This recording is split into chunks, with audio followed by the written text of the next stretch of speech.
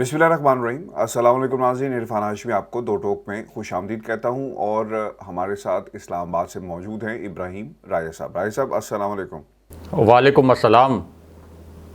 राय साहब, आज तारीख भी बदल गई और शरीफ ख़ानदान जिस तरह इक़्तिदार से अलग हुआ और सुप्रीम कोर्ट ऑफ पाकिस्तान ने जिस तरह एक फ़ैसला सुनाया और फिर हमने देखा कि ये वो जमात थी जो पाकिस्तान में दूसरी बड़ी जमात बन गई। और राय साहब, हमें रिविज़िट करना चाहिए पॉलिटिकल सिचुएशन को कि इनके पास ऐसी कौन सी गिदड़ सिंगी है। ये जो सांप सीढ़ी का खेल, मुझे तो लगता है कि ये करते क्या हैं, चले जाते हैं फिर वापस आ जाते हैं, कुछ ना कुछ ऐसा है। ये पाकिस्तान के ताकतवर हलकों के साथ लाइन है, ये क्या है? क्योंकि अगर आप पिछले 1-1.5 बरस के जो बयानात हैं मुख्तलिफ सियासी जमातों के उठाकर देखें तो मरीम ये कहती रही हैं कि हम इस असम्बली को नहीं मानते। शाहिद खाकान अब्बासी साहब ने भी कहा कि हमें ये एक सेलेक्टेड असम्बली है और इस असम्बली में हमें नहीं जाना। ज़ुबैर साहब ने भी इसको जाली असम्बली कहा और शाहिद खाकान अब्बासी ने तो यहाँ तक कहा कि अगर आप तहरीक-ए-एतमाद को कामयाब बनाना चाहते हैं, रिकॉर्ड के ऊपर चीज़ें मौजूद हैं, तो ये पाकिस्तान के ताकतवर हलकों की मदद के बगैर नहीं होगा। तो राय साहब, आज तो सब कुछ हो गया, हमें तो आज आप समझाएं व्यूअर्स को भी कि ये अवाम की ताकत से हुआ है, ये नज़रे ज़रूरत की ताकत से हुआ है, ये किस ताकत से हुआ और ये हुआ क्या कि आज वो चेहरे जो कभी अपोजिशन के ख़ास चेहरे थे आज हुकूमत में आ गए और वहाँ पर भी राय साहब बड़ी एक लंबी चौड़ी एक बहस शुरू हो गई है वजारतों के हवाले से। जो वादे वफा करने की बारी आई तो किसी ने नहीं किए, उनके बड़े कंसर्न्स हैं उसके ऊपर। मैं चाहूँगा कि उस पर भी हम बात करें और फिर जो चैलेंजेस हैं, पाकिस्तान तहरीक इंसाफ की हुकूमत ने जो इस्तीफ़े देने का ऐलान किया, प्राइम मिनिस्टर पाकिस्तान इमरान खान का इस्तीफ़ा भी आ गया और फिर बाकी लोगों के भी इस्तीफ़े आ गए और अब इसको अगला प्रोसेस क्या होगा, इसका फ़ायदा क्या होगा और अवामी रब्ता मुहिम और फिर इलेक्शंस कब होने जा रही है। ये मेरा ख्याल है कि आज के हमारे जो टॉपिक्स हैं इसे वन बाय वन हम एक्सप्लोर करेंगे। राय साहब, पहला सवाल, शहबाज शरीफ आपके हमारे मुल्क के 23वें वज़ीर-ए-आज़म मुंतखब हो गए हैं। चल पाएगा ये निज़ाम ज़्यादा देर तक कि जो टारगेट था उसे पूरा करेंगे और फिर चले जाएंगे? देखें, पहले जो आपने बात की थी कि किस तरीके से ये दोबारा वापस आ जाते हैं, एक वीडियो इस वक्त सोशल मीडिया पर वायरल है। अगर आप उस वीडियो को देखें तो उस वीडियो के अंदर बहुत से जवाबात छुपे हैं। फेसबुक पर भी वायरल है, ट्विटर पर भी वायरल है, इंस्टाग्राम पर भी वायरल है और ये वीडियो है लाल हवेली की। लाल हवेली में एक क्राउड था, उसके बाहर प्राइम मिनिस्टर इमरान खान की कॉल के ऊपर ये क्राउड बाहर निकला, जैसे बाकी शहरों में निकला, कराची में निकला, लाहौर में निकला, पेशावर में निकला और रावलपिंडी इस्लामाबाद में भी तमाम जो सड़कें थी वो मुकम्मल तौर पर जैम थी। अब शेख रशीद यहाँ पर ख़िताब कर रहे थे। रवायती तौर पर वो लाल हवेली के ऊपर खड़े होकर, नीचे क्राउड होता है और ख़िताब करते हैं, तो नीचे जो नारे लग रहे थे रावलपिंडी में, ताकतवर लोगों के शहर में, फैसला साज लोगों के शहर में, और जम्मे गफ़ीर था नीचे, जो नारे लग रहे थे वो इस किस्म के नारे थे कि शेख रशीद को ये कहना पड़ गया कि इस किस्म के नारे आप ना लगाएं। लाल हवेली की ये रवायत नहीं है कि यहाँ पर इस किस्म के नारे लगें। और वो नारे किसके बारे में लग रहे थे? बहुत अनफॉर्चुनेट है कि हमारे इदारों के मुतल्लिक लग रहे थे कि एक ऐसी सिचुएशन आ गई है जी, एक ऐसी सिचुएशन आ गई कि जहाँ कुछ लोग अब इदारों के ख़िलाफ़ भी नारे लगा रहे हैं। अगरचे इमरान खान साहब ने अपनी जो कोर कमेटी का इजलास चेयर किया था उसमें बड़ी सख्ती से हदायत की कि नारे इदारों के ख़िलाफ़, फ़ौज के ख़िलाफ़, इस्टेब्लिशमेंट के साथ ना लगाए जाएं। हमारी जंग कुछ और है, हमारी जंग का जो महवर है कुछ और है, लेकिन आवाम नाराज़ नज़र आते हैं इदारों से, इसमें तो कोई शक नहीं है। मैं तो बहुत स्ट्रेट फॉरवर्ड बात करूंगा, बहुत वाज़ेह अल्फाज में बात करूंगा, अल्फाज को चबाऊंगा नहीं, छुपाऊंगा नहीं। आवाम में एक नाराज़ी पाई जाती है, क्योंकि इन इदारों से आवाम की बड़ी तवक्कुआत हैं। इन इदारों से आवाम ने बहुत ज़्यादा मोहब्बत की और इन इदारों के साथ आवाम पूरे दिलो जान के साथ खड़े रहे और उनकी तवक्को ये थी कि जब गैर मुल्की वाइस राय 22 करोड़ आवाम के ऊपर मुसल्लत किए जा रहे हैं तो ये इदारे खामोश ना रहते उस साजिश को नाकाम बनाने की हद तक। बाकी सियासत के अंदर कोई नहीं कह रहा था कि वो इंटरफेरेंस करें, सिर्फ इस साजिश को नाकाम बनाने तक। अब एक और ख़बर सुन लें जो वज़ीर-ए-आज़म हाउस से आई है, और ज़रा दिल बड़ा करके सुन लें और हमारे जो व्यूअर्स हैं उनके कानों से भी धुआं निकलने वाला है। ये जो आपका वज़ीर-ए-आज़म हाउस था, आपको ये पता होना चाहिए कि यहाँ पर जब इमरान खान प्राइम मिनिस्टर थे तो वो सिर्फ ऑफिशियल जो मीटिंग्स होती थी वो यहाँ पर अटेंड करते थे, जो इजलास होते थे वो यहाँ पर करते थे। उनका कोई रिश्तेदार, कोई अजीज़ यहाँ पर नहीं रहता था। हत्ता कि खातून अव्वल भी यहाँ नहीं होती थी, वो बनी गाला होती थी और हर शाम को इमरान खान साहब बनी गाला चले जाते थे। और ये प्राइम मिनिस्टर हाउस का कैंप ऑफिस नहीं था बनी गाला।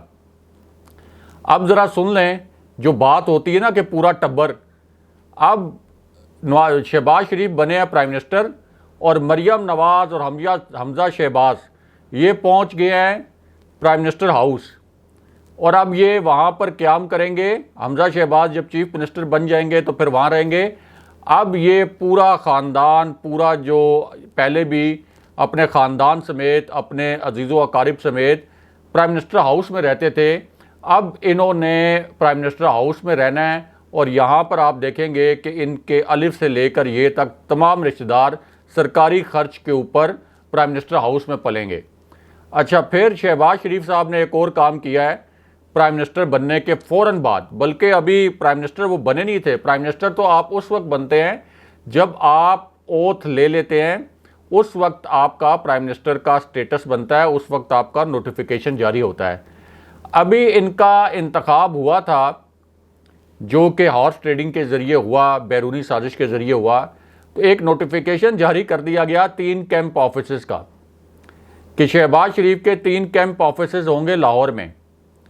एक भी कैंप ऑफिस इमरान खान ने नहीं बनाया। मियां नवाज शरीफ जब वज़ीर-ए-आज़म थे तो उन्होंने लाहौर में भी कैंप ऑफिस बनाए हुए थे, जाती उम्रा को भी बनाया हुआ था और लंदन को भी कैंप ऑफिस बनाया हुआ था। और सारा ख़र्चा जब वो लंदन जाते थे अपने शाही महलात का विज़िट करने के लिए और अपने बच्चों से मिलने के लिए, तो वो ख़र्चा स्टेट, आपकी रियासत बर्दाश्त करती थी।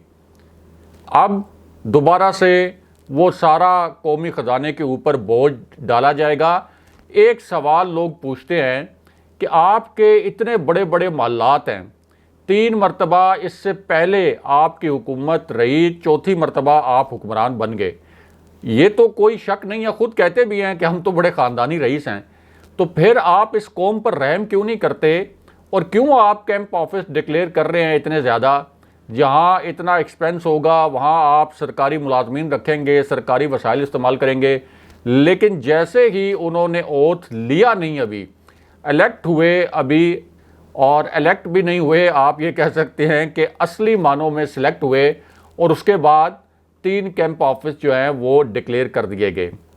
अब जो पीटीआई की सियासत की बात अगर करें तो पीटीआई के पास 2-3 ऑप्शन थे। एक ऑप्शन जिस पर जाहिर है कि इमरान खान साहब का अपना एक सियासी विजन है, उन्होंने कहा कि हम इस्तीफ़े देंगे। पार्टी के अंदर एक राय ये भी थी कि इस्तीफ़े ना दिए जाएं, लेकिन हतमी अख्तियार जाहिर है कि लीडर के पास होता है, तो खान साहब को कहा गया कि आप फैसला करें। लेकिन इसका एक पहलू और भी देखने वाला है। वो पहलू ये है कि चेयरमैन नैब की जो तैनाती होती है ये प्राइम मिनिस्टर और अपोजिशन लीडर की मशावरत से होती है। तो अपोजिशन लीडर बेशक शाह महमूद कुरैशी को अगर बना दिया जाता तो वो भी शायद मुनासिब होता, क्योंकि अब जो चेयरमैन नैब बनेगा नया, अब चूँकि वो मशावरत नहीं होगी तो ये अपनी मर्ज़ी का चेयरमैन नैब लगाएंगे। नंबर 2, इलेक्शन कमीशन के 2 अरकान जो हैं उनकी तकर्री होनी है और इलेक्शन कमीशन के अरकान की तकर्री भी अपोजिशन की और प्राइम मिनिस्टर की मशावरत से होती है। अब पहले वाले जो 3 अरकान हैं, चीफ इलेक्शन कमिश्नर समेत, वो तो पहले ही बड़े मुतासिब हैं पीटीआई के लिए, और सबको पता है कि उन्होंने पीटीआई के लिए कितनी मुश्किलात खड़ी की। तो अब जो बाकी 2 अरकान का तकर्रुर होना है वो अगले इलेक्शन के हवाले से बहुत ज़्यादा अहम है। तो ये 2 अरकान का तकर्रुर भी ज़ाहिर है कि जब तहरीक इंसाफ कौमी असम्बली में नहीं होगी तो ये 2 अरकान का तकर्रुर भी ये जो शहबाज शरीफ की हुकूमत है ये अपनी मर्ज़ी से कर लेगी। तीसरा कि जिस किस्म की ये कानून साजी करेंगे अब, उसका रास्ता रोकने के लिए कौमी असम्बली में तहरीक इंसाफ के पास किसी किस्म की कोई स्ट्रेंथ नहीं होगी। ज़ाहिर है कि वो मुस्ताफ़ी हो चुके होंगे। अब एक तरफ ये पहलू है, दूसरी तरफ इमरान खान होते भी तो राय साहब रोका तो नहीं जाता, आपको पता है। जिन जब आपके पास नंबर्स हों तो आप पूरा कर लेते हैं जी। कानून साजी तो नहीं रोकी जा सकती थी, लेकिन ये जो मामला है आपका चेयरमैन नैब का या इलेक्शन कमीशन के अरकान का, इसके ऊपर एक राय है, लेकिन हतमी फैसला तो जाहिर है कि इमरान खान ने अपने विजन के मुताबिक करना है।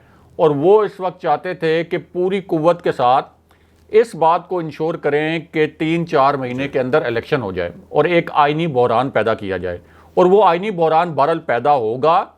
खुद जब पीडीएम एग्जिस्ट करती थी तो उस वक्त पीडीएम भी कहती थी कि हम इस्तीफे देंगे और आइनी बहरान पैदा करेंगे। अब आप सितम ज़रीफ़ी देखें कि शहबाज शरीफ एक ऐसी जमात के लीडर जिसके पास 84 नशिस्तें थी कौमी असम्बली में, 84 नून लीग के पास, वो वज़ीर-ए-आज़म बन गए। और इमरान खान जिनके पास 156 नशिस्तें थी कौमी असम्बली में, उनको उनकी हुकूमत ख़त्म करके अपोजिशन में धकेलने की कोशिश की गई कि आप अपोजिशन में चले जाएं। तो एक ये भी वजह थी, और एक जो इमरान खान साहब का स्टैंस है कि हम इस हुकूमत को कानूनी मानते ही नहीं हैं, ये हुकूमत कानूनी तरीके से नहीं आई, इसलिए हम इनके साथ बैठना नहीं चाहते। तो बहरहाल अब आगे जो होने वाला है, जो मंजर नज़र आ रहा है, वो मंजर ये नज़र आ रहा है कि इमरान खान बहुत बड़े बड़े जलसे करने वाले हैं। एक मैसिव कैंपेन शुरू होने वाली है, और इस कैंपेन की जो तपिश है ये हो चुकी। जी, जाहिर है कि जो अभी तो एक मुनज़्ज़म एफर्ट नहीं की गई थी। आप मुझे बताएं इस्लामाबाद में, आप मुझे बताएं, हमारे व्यूअर्स को बताएं कल क्या सीन से। मैं तो नहीं था, लेकिन मैं आपको लंदन के बता सकता हूं। तारीख में राय साहब ओवरसीज़ पाकिस्तानी 5-6 हज़ार इस तरह निकले नहीं, और उन्होंने एवन फील्ड के बाहर धरना भी दिया, मुजाहरा भी किया, हाई कमीशन भी गए। आज तक सर नहीं हो सका। कल जो इस्लामाबाद में हुआ ये लीडर लेस क्राउड था, और कोई लीडर नहीं है। बाद में लीडरों को बाद में पहुंचना पड़ा कि जनाब हम भी हैं, और आवाम से पूछते फिर रहे थे। तो लोग अपनी मर्जी से निकले रहा साहब, अपनी मर्जी से निकले हैं। मैं यही कह रहा हूं कि एक मुनज़्ज़म अभी मनसूबा बंदी नहीं थी तो इतना क्राउड निकल आया।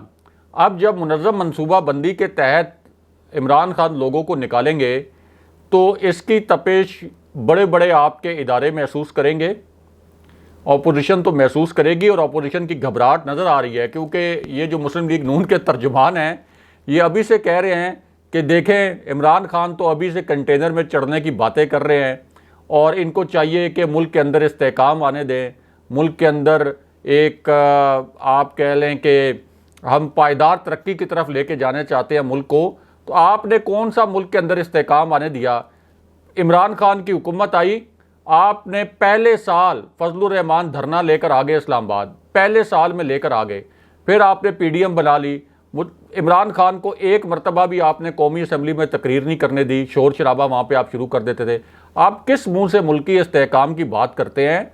कोई आपके पास जवाब नहीं है। दूसरा, जिस किस्म की एफर्ट्स की गई हैं और जिस किस्म की पब्लिक कैंपेन चलाई गई है, आप देखें कि एक गमला नहीं टूटा। इतना डिसिप्लिन्ड किस्म का ये प्रोटेस्ट हुआ है कि किसी जगह से कोई तोड़ फोड़ की इतला नहीं मिली। और हाशमी साहब, रोंगटे खड़े कर देने वाले मनाजिर थे जब इतना बड़ा क्राउड जो ये समझता था कि पाकिस्तान के साथ बड़ी ज़्यादती हो गई है, जो ये समझता था कि एक बैरूनी साजिश के नतीजे में, इदारों की खामोशी के नतीजे में एक प्राइम मिनिस्टर को रुखसत किया गया है, उस प्राइम मिनिस्टर के चाहने वाले कौमी तराने के ऊपर जिस तरीके से वालिहाना अकीदत के साथ झूम रहे थे, वो रोंगटे खड़े कर देने वाले मनाजिर थे। और वो मनाजिर हमारे इदारों के जो लोग हैं, जो उनके ज़िम्मेदार हैं, जो उनके सरबराह हैं, उनकी नज़र से भी गुजरे होंगे। और अगर नहीं गुजरे तो हम इस प्लेटफॉर्म से कहते हैं कि एक दफ़ा वो मनाजिर देख लें कि ये लोग क्या चाहते हैं, इस मुल्क से कितनी मोहब्बत करते हैं और ये कितने बड़े सदमे में हैं सिर्फ इस वजह से कि इन अवाम के वोटों से मुंतखब हुए हुए प्राइम मिनिस्टर को एक बैरूनी साजिश के ज़रिए उतार दिया गया वजारत उज़्मा से। अब ये सिचुएशन इतनी आसान किसी के लिए नहीं रहेगी। यानी मुल्क में इस्तेकाम का एक वाहिद रास्ता यही था कि आप चले जाएं इलेक्शन की जानिब। इलेक्शन हो जाता, ये सारी गर्द बैठ जाती। ये जो बैरूनी साजिश वाली बात है, ज़ाहिर है कि ये ज़ख़म तो बहुत अरसा पाकिस्तान के सीने पर लगा रहता, लेकिन कम से कम एक चांस इस ज़ख़म को भरने का मिल जाता इलेक्शन के ज़रिए और अवाम अपना गम गुस्सा चैनलाइज करते वोट के ज़रिए, क्योंकि वोट ही के साथ जमहूरियत होती है। अभी मुझे बताएं कि अवाम में जो गम गुस्सा है, अगर इमरान खान की जगह अगर वो गैर ज़िम्मेदार लीडर होता जो ये कहता कि मुझे अपना सियासी मफाद अजीज़ है, मुल्क की इस्तेकाम अजीज़ नहीं है, तो वो इस गमो गुस्से को कैसे चैनलाइज कर सकता था। यहाँ तो खाना जंगी शुरू हो जाती, इधर तो इंतशार फैल जाता, इधर तो तकसीम फैल जाती, तकसीम हो जाता पूरा माशरा।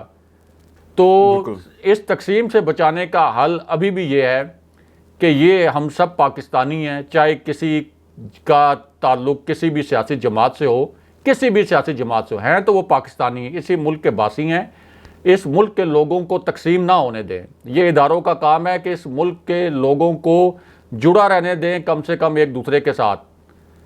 तो बाकी जो लोकल मकामी तासुबात होते हैं वो तो होते हैं, लेकिन इस मुल्क के नाम पर ये सब लोग इकट्ठे होते हैं, चाहे किसी जमात से उसका ताल्लुक़ हो। लेकिन इस किस्म की तकसीम हमें तारीख़ में कभी नज़र नहीं आई। और कितनी एक अफसोसनाक बात है कि शहबाज शरीफ का तारुफ एक प्राइम मिनिस्टर ऑफ पाकिस्तान के तौर पर और एक इम्प्रेशन पाकिस्तान का दुनिया में क्या जाएगा कि एक ऐसे शख्स को प्राइम मिनिस्टर बनाया गया कि जिसके ऊपर 16 अरब रुपए की मनी लॉन्ड्रिंग का केस था। और मनी लॉन्ड्रिंग के मुतालिक आपको पता है कि इस वक्त इंटरनेशनल ओपिनियन क्या है, क्या इंटरनेशनल ओपिनियन है, क्या सेंटिमेंट है इंटरनेशनल। और फिर एक दिन के बाद फ़र्द जुर्म आयद होनी थी, फ़र्द जुर्म आयद होने से पहले उसी शख्सियत को प्राइम मिनिस्टर बना दिया गया। राज साहब, अब चैलेंजेस क्या हैं शहबाज शरीफ साहब के पास? क्योंकि चैलेंजेस मुझे जो लगता है, मईशत आज उन्होंने बहुत सारे ऐलानात तो किए हैं और क्या ये मसले का हल है? फ़ायदा फिर भी मुझे लगा कि पाकिस्तान की आवाम का हुआ, क्योंकि लोगों ने अब दुकानें तो खुली हैं और बोलियां भी लगी और अब जो सामने आवाम है, कुछ ना कुछ तो आपने बेचना है, कुछ ना कुछ तो रिलीफ देना है। उन्होंने आते ही 10% और फिर बाकी भी जो रिलीफ दिया है और रिवाइवल हुआ है बेनज़ीर इनकम सपोर्ट प्रोग्राम का। फिर हमें देखना पड़ेगा कि वो हसास जो राशन कार्ड था उसका क्या बनेगा। फिर ये भी देखना होगा कि लैपटॉप आ रहा है और ये जो कार्ड था सेहत कार्ड, इसको क्या ख़त्म कर दिया जाएगा। ये बहुत बड़े चैलेंजेस हैं। क्या बुनियादी तौर पर नून लीग का टारगेट क्या है? रिफॉर्म्स करना? क्योंकि लंदन में मेरी जो बहुत ही सीनियर लोग हैं यहाँ पे, उनसे जो कल बात हुई, उन्होंने कहा कि रिफॉर्म्स हमारा फर्स्ट टारगेट है and then will go straight into election, because हम अपने कंधों पर ये बोझ नहीं उठा सकते। जो बड़ा ऑनेस्ट उनका ख्याल था कि अगर महंगाई को कंट्रोल ना कर पाए, क्योंकि राय साहब आटा सस्ता मिलना ठीक है, लेकिन आटा सस्ता थ्रू आउट मिलना चाहिए, रमज़ान के अंदर नहीं। और फिर ये बिजली के बिल और फिर ये जो आपने रिलीफ दे दिया, मुझे ऐसा लगता है कि रिलीफ देना था, ये एक स्टंट था जो दिया गया और फिर ये कोई इतना बड़ा रिलीफ है भी नहीं। और पाकिस्तान की आवाम इसको क्या रिएक्शन देते हैं ये हमें आने वाले दिनों में पता चल जाएगा। इससे ये भी राय साहब लगता है कि आने वाले दिनों के अंदर माइट भी जो प्राइसेस हैं, पेट्रोल प्राइसेस और बाकी शायद इंक्रीज़ हो जाएं और फिर कहा जाए कि हमने आपको रिलीफ तो दिया ना। यानी कान इधर से पकड़ लें इधर से पकड़ लें, बात तो सिर्फ एक ही है। टारगेट क्या है नून लीग के सामने अब जिसे वो अचीव करना चाहेगी फौरी तौर पर? पहले तो मैं चैलेंजेस या तरजीहात की बात करता हूँ नून लीग की। बड़े मज़े की तरजीहात हैं और सुनने वाली तरजीहात हैं। और फिर ये नाम नहाद रिलीफ जो है इसके मुतल्लिक भी बात करते हैं। इस वक्त पहला चैलेंज और पहली तरजीह तो ये है कि मियां नवाज शरीफ की नाअहली कैसे ख़त्म करानी है। ये है एक तरजीह और चैलेंज। इस वक्त कोई ये तरजीह नहीं है कि मईशत कैसे आगे चलेगी, कोई तरजीह ये नहीं है कि अवामी मसाइल कैसे हल होंगे, कोई ये तरजीह नहीं है कि निचले तबके को क्या रिलीफ देना है, क्योंकि मईशत तो पहले भी अच्छी चल रही थी। रिकॉर्ड फॉरेन रिजर्व छोड़ के इमरान खान गए हैं रिकॉर्ड आपका ज़र मुबादला आ रहा था जब इमरान खान गए हैं, तो जो निचला तबका है उसके लिए एहसास प्रोग्राम की इंटरनेशनल एक्नॉलेजमेंट थी। 5.3% के ऊपर वो ग्रोथ रेट लेकर चले गए थे। लेकिन तरजीहात क्या हैं? मियां नवाज शरीफ की नाअहली ख़त्म करवानी है 2/3 तरमीम के ज़रिए, मरीम नवाज़ की नाअहली ख़त्म करवानी है जो वो अदालत से नायल हैं, तीसरा शहबाज शरीफ के हमजा शहबाज के केसेस ख़त्म करवाने हैं, इसहाक डार के केसेस ख़त्म करवाने हैं, उनको इंपोर्ट करना है और फिर यहाँ पे ला के वजारत ख़जाना में बिठाना है, आबिद शेर अली को वापस लेके आना है, अपने जितने अजीज़ो अकारिब हैं उनको हुकूमत में फ़िट करना है, एक social media cell prime minister house में प्राइम मिनिस्टर हाउस के ख़र्चे के ऊपर कायम करना है और मीडिया सेल भी। तो ये हैं तरजीहात और ये हैं चैलेंजेस, इनके ऊपर इनका फोकस होगा। बाकी जिन चैलेंजेस की आप बात कर रहे हैं उन चैलेंजेस के मुतल्लिक कोई इनका फोकस नहीं होगा। अब आ जाएं कि रिलीफ के ऊपर। राय साहब, खत तो उन्होंने कहा है कि इन कैमरा ब्रीफिंग और सब कुछ करेंगे, ये भी उन्होंने कहा है आज, लेकिन खत तो खैर हुकूमत भी कहती रही इमरान खान साहब की कि हम तैयार हैं, और आप कर देखें तो ये भी उन्होंने यू टर्न आते पहला यू टर्न। खत पे भी आ जाता हूँ। रिलीफ की जो आपने बात की, रिकॉर्ड टैक्स कलेक्शन की इमरान खान की हुकूमत ने, रिकॉर्ड टैक्स कलेक्शन, और उसके बाद इमरान खान की हुकूमत अभी मौजूद थी तो आप देख लें कि 3 महीने से पेट्रोल प्राइसेस नहीं बढ़ी थी और बिजली की कीमत में भी 5 रुपये फ़ी यूनिट कमी कर दी गई थी, क्योंकि ख़ुद इमरान खान ने यह भी बताया कि जो टैक्स कलेक्शन हुई है उसका पैसा हम यहाँ भेज रहे हैं, लगा रहे हैं आवाम के ऊपर। यानी ये उन्होंने अलल ऐलान कैमरों के सामने बात की। और ये जो बजट आना था, ये जिस किस्म का एक पीनट दिया है शहबाज शरीफ ने, अगर ये हुकूमत रहती तहरीक इंसाफ की तो ये एक आप देखते कि कितना मैसिव रिलीफ, जो इस्लाहात की गई थी माशी इस्लाहात, उनके नतीजे में कितना मैसिव रिलीफ मिलने वाला था आवाम को। और चूँकि ये एक आप ये कह सकते हैं कि इलेक्शन बजट भी होता, अगले साल इलेक्शन होना था, तो हमेशा जो आखिरी साल का बजट होता है उसमें आवाम को वैसे भी रिलीफ दिया जाता है, उसको इलेक्शन बजट हमेशा कहा जाता है। तो बहुत बड़ा रिलीफ मिलने वाला था उस टैक्स कलेक्शन की वजह से, उस माशी इस्लाहात की वजह से और इलेक्शन सर पर होने की वजह से इमरान खान साहब की हुकूमत की तरफ से भी। तो ये जो बेवकूफ़ बना रहे हैं लोगों को कि 10% 10% इन्होंने कर दिया, पेंशनर्स की पेंशन में इजाफा कर दिया और आटे की हम फरामी यकीनी बनाएंगे। तो पहले क्या आटा नहीं मिल रहा था? पहले भी मिल रहा था। तो ये आप समझ लें कि एक पीनट्स जो है ना वो इस कौम के सामने रख रहे हैं कि किसी तरीके से हम इस कौम को थोड़ा सा सेटिस्फाई कर लें कि देखें हम बैरूनी साजिश के ज़रिए तो आए हैं लेकिन आपको रिलीफ भी दे रहे हैं, हालांकि ये कोई रिलीफ नहीं है।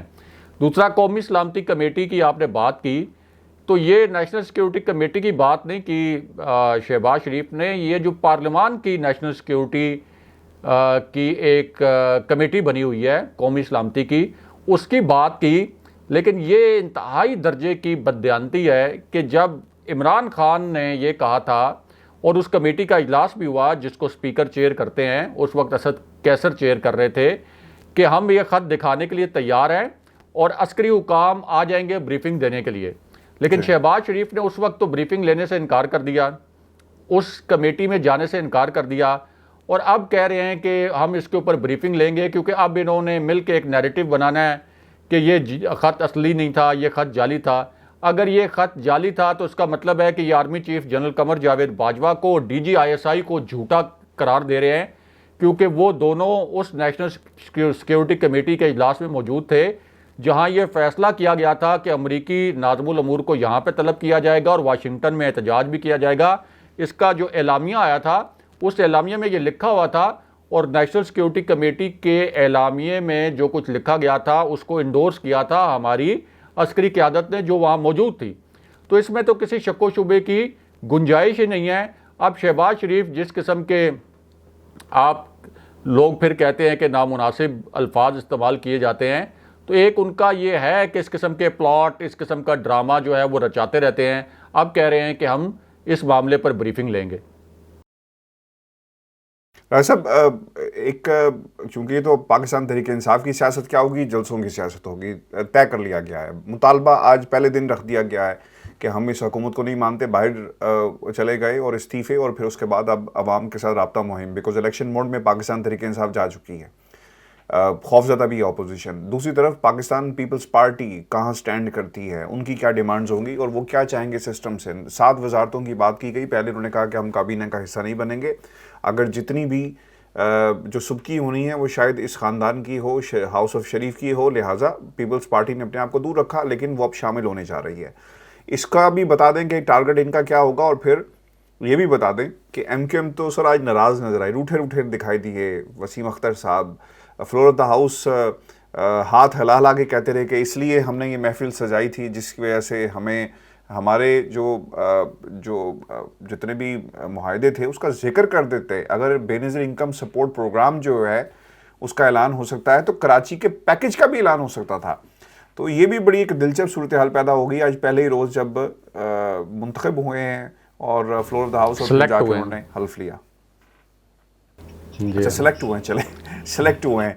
आपने शायद नोट की वो बात, आर्मी चीफ नहीं थे तकरीब हलबरदारी में, और आरिफ अलवी साहब बीमार होकर, असूली मौक़िफ़ था कि वो नहीं कर सकते, नहीं जाना चाहते, और ऐसे शख्स को जो अगर गवर्नर इस्तीफ़े दे रहे हैं तो फिर सदर पाकिस्तान क्यों चाहेंगे कि वो जिसके ख़िलाफ़ एक नैरेटिव है उस शख्स से हल्फ लें, तो नहीं हो सकता। देखिए, MQM की 7 नशिस्तें थी, कौमी असम्बली में 7 नशिस्तें हैं।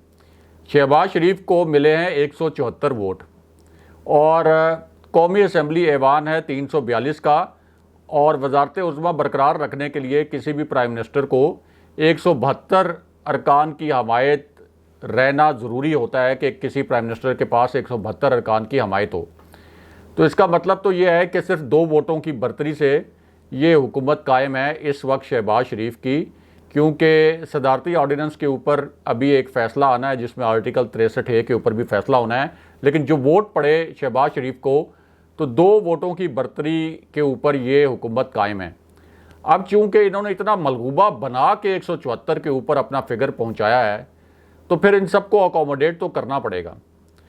पहले दिन ही आप देख लें कि जब आप मुख्तलिफ नज़रियात के लोग, मुख्तलिफ सिमतों में सोचने वाले लोग, मुख्तलिफ तरीके से करप्शन करने वाले लोग उनको एक जगह बिठाएंगे तो फिर वो इसी तरह बंदर बांट में अपना अपना हिस्सा मांगेंगे, और जिसको अपनी एक्सपेक्टेशन से हिस्सा कम मिलेगा वो उसी वक्त लड़ना शुरू कर देगा।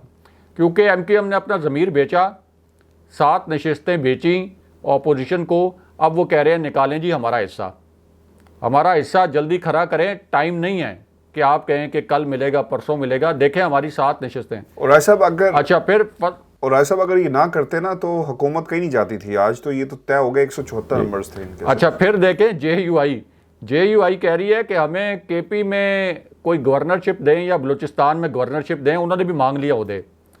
अच्छा, वो जो आपकी बलूचिस्तान अवामी पार्टी है उन्होंने भी आज ही कहा कि डिसाइड करें कि हमारे हिस्से में क्या आएगा। ANP की एक अकलौती नशिस्त है कौमी असम्बली में, अकलौती। अब उस अकलौती नशिस्त वाली ANP को भी देने पड़ेंगे हिस्से।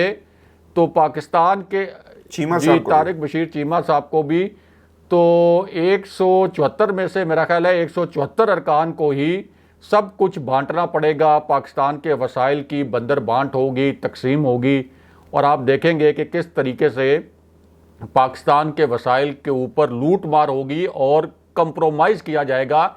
आप मुझे बताएं कि पीपल्स पार्टी के अब किसी रहनुमा का करप्शन का कोई केस सामने आता है, शायद सामने आते हैं नाकाबिले तरदीद, क्या शहबाज शरीफ इस पोजीशन में होंगे बतौर वज़ीर-ए-आज़म के उसके ख़िलाफ़ कोई इंक्वायरी करा सकें या कराएंगे? सवाल ही नहीं पैदा होता। कैसे कराएंगे? कुछ भी नहीं कर सकते। इसी तरह जो उनकी दीगर इत्तेहादी जमातें हैं जिनको उन्होंने पूरा मलगूबा बनाया है, उनके खिलाफ कोई केसेस आएंगे तो क्या शहबाज शरीफ उनके खिलाफ कोई कार्रवाई करेंगे? वो क्या कार्रवाई उन्होंने करनी है? उनकी अपनी साख ये है कि 16 अरब रुपए की मनी लॉन्ड्रिंग के केस में ज़मानत पर वो इस वक्त मौजूद हैं और इल्तवा ले रहे हैं। तो इस वक्त जो पाकिस्तान के साथ खिलवाड़ हो रहा है बहुत बदकिस्मती की बात है, और इसका वाहिद हल अगेन जो इमरान खान साहब का विजन है, जो बात है कि इसका वाहिद हल अगला इलेक्शन था। अगले इलेक्शन में अगर नून लीग भी आ जाती तो नून लीग भी उसको इतने समझौते ना करने पड़ते। ज़ाहिर है कि अभी तो उन्होंने इन सब का एहसान लेके हुकूमत गिराई है तो इनको देना पड़े। अगर इलेक्शन अगला हो जाता तो PTI आ जाती या नून लीग आ जाती तो जो भी आती वो फिर हुकूमत करती, उसको इस किस्म के समझौते भी ना करने पड़ते जो लूट मार और जो अब इस किस्म के कॉम्प्रोमाइज़ होने हैं। तो वक्त, हाँ, जी, इलेक्शन हो तो जिसके पास नंबर्स हो जी वो हाँ, हुकूमत और बना ले, वक्त बिल्कुल अभी भी ठीक है, अभी भी वक्त मौजूद है। 3 महीने में इलेक्शन के लिए अपना असर और रसूख वो इदारे जो इस्तेमाल करते आए हैं पहले भी, वो करना चाहें तो कर सकते हैं। इस मुल्क को तकसीम से बचाने के लिए जो मैं कुंजी है, कुंजी बिल्कुल मेरा वो सब इदारों के हाथ में है, वरना इस मुल्क के आगे बहुत बुरे बिल्कुल हालात ठीक है, नजर आ रहे हैं। बिल्कुल आप ठीक कह रहे हैं। शेख साहब ने ये भी कह दिया कि इस्टेब्लिशमेंट भी आइंदा परेशान होगी, ये जो कुछ हुआ ही उनका बयान है, मेरा नहीं है। दूसरी बात मैं चाहूँगा कि आगे हम चलें, क्योंकि इंटरनेशनली तैयब उर्दगान तुर्की का भी फ़ोन आ गया और फिर मोदी सरकार ने भी ट्वीट करके शहबाज शरीफ को बाकायदा मुबारकबाद दी है। और फिर वाशिंगटन में भी बाकायदा पूछा गया सवाल के अमेरिका का भी रिएक्शन आया कि हुकूमत कोई भी हो हम काम करेंगे, शख्सियात इम्पोर्टेंट नहीं है, पाकिस्तान के साथ हमारे ताल्लुकात मुल्की सतह के हैं। जी राय साहब, फ़ोन आएगा जो बाइडन का, और मोदी साहब ने तो कंग्रेचुलेट कर दिया। देखें, फ़ोन तो अब आते रहेंगे। तुर्क सदर का तो इमरान खान साहब के लिए भी अभी कुछ दिन पहले फ़ोन आया था कि उनकी जो टर्म है वो पूरी होनी चाहिए। तो मुल्कों के ताल्लुकात तो फिर मुल्कों के साथ होते हैं, अगरचे तुर्क सदर बड़े करीब थे इमरान खान साहब के साथ और अभी भी हैं, लेकिन ज़ाहिर है कि जब मुल्कों के ताल्लुकात होते हैं तो उस वक्त फिर उनको सॉरी मैं आपकी बात कर रहा हूँ। नून लीग वाले कह रहे हैं कि देखिए तुर्की ने भी शहबाज शरीफ को पहले दिन मुबारकबाद दे दी और खान साहब हमें उर्तगाल दिखा दिखा के कौम की ब्रेन वॉशिंग करते अभी रहे। 4 दिन पहले तो तुर्क सदर का फ़ोन आया था इमरान खान साहब को, जिसके मुतल्लिक शाह महमूद कुरैशी जो उस वक्त वज़ीर ख़ारजा थे, ऑन रिकॉर्ड उन्होंने कहा कि उनकी ख्वाहिश है कि इमरान खान 5 साल पूरे करें, अपनी टर्म पूरी करें। तो इस तरह के जो फ़ोन कॉल्स आती हैं मुख्तलिफ लीडर्स की, जैसे चाइना ने भी कहा है कि पाकिस्तान के अंदर जो भी हुकूमत हो हमारे ताल्लुकात पाकिस्तान के साथ एक जैसे रहेंगे। तो ये आप ये कह लें कि इससे कोई नतीजा नहीं अखज़ किया जा सकता, क्योंकि पाकिस्तान भी, यानी अगर किसी और मुल्क में कोई नया हुक्मरान बनता है तो पाकिस्तानी हुक्मरान भी, जब इमरान खान भी प्राइम मिनिस्टर थे तो वो भी कॉल करते थे, एक मुबारकबाद का पैगाम भेजते थे। तो ये कोई इंटरनेशनल एक्सेप्टेंस नहीं है, कोई इंटरनेशनल एक्सेप्टेंस का कोई सर्टिफिकेट नहीं है। जो शहबाज शरीफ की शोहरत है और इस हुकूमत में शामिल दीगर लोगों की शोहरत है, आसिफ अली जरदारी की 10% 5%, वो पूरी दुनिया को पता है। बिल्कुल ठीक है राय साहब, टाइम क्योंकि कम है, मैं बहुत सारे मजीद भी टॉपिक्स हमारे पास हैं, कल इस पर मजीद कंटिन्यू करेंगे, क्योंकि ये जितना आसान नून लीग समझती है कि वो हुकूमत में आ गई और सब अच्छे का आवाज़ अब आएगी और अब सब अच्छा, ऐसा नहीं है। अभी तो इश्क के इम्तिहान और भी हैं। अभी तो एमक्यूएम ने सिर्फ जो है वो अपने दुख और गम का इजहार किया, अभी तो बहुत सारे इम्तिहानों से नून लीग को गुजरना होगा और प्रेशर उसमें पाकिस्तान पीपल्स पार्टी इस पूरी सिचुएशन को भरपूर तरीके से इस्तेमाल करेगी। व्यूअर्स, ये आज का हमारा शो था, अपने कमेंट्स भेजिएगा, चैनल को जरूर सब्सक्राइब करें। और जाते जाते आपको बता दूं, वज़ीर-ए-आज़म पाकिस्तान इमरान खान की ट्वीट है और उन्होंने कहा है कि बुध को बाकायदा तौर पर जो पहला जलसा पेशावर में होने जा रहा है और पूरे पाकिस्तान से जो पीटीआई के उनके सपोर्टर्स हैं, आवाम है, इसमें भरपूर शिरकत की उन्होंने जो है वो अपील की है। अपने कमेंट्स भेजिएगा, चैनल को जरूर सब्सक्राइब करें। इजाज़त दीजिए, अल्लाह ने के बाद।